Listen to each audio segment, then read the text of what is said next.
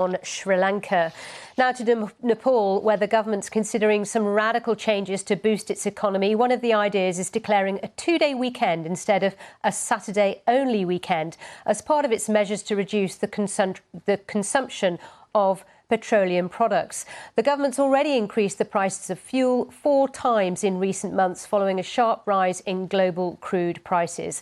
Nepal has now restricted imports of certain non-essential goods, including cars, to ease pressure on its foreign exchange reserves. Anbarasan Ethirajan reports from the capital, Kathmandu. Pamfa Khatri sells varieties of grains in Kathmandu to make a living. She is the main breadwinner for the family and earns about $20 a day. With rising costs, Ms. Khatri says she is struggling to make ends meet. I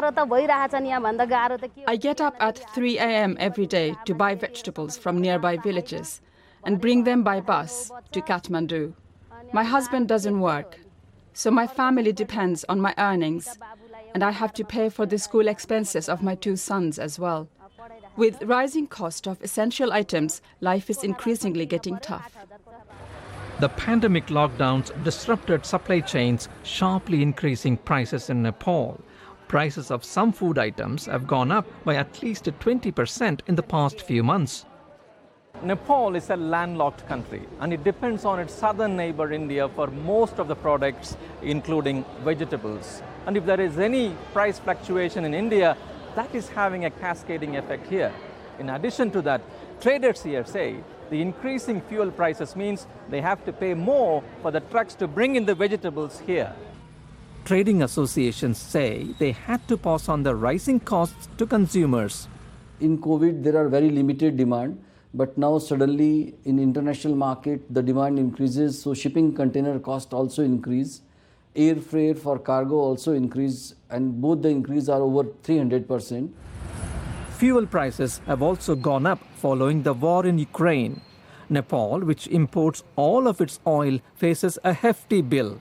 Lately, because of this war between Russia and Ukraine, you see, so the wheat price is going up, and as well as the edible oil price, which we have been importing from Ukraine and that part of the world, right? So we are a landlocked country, right? That means we have to pay additional charge in transportation.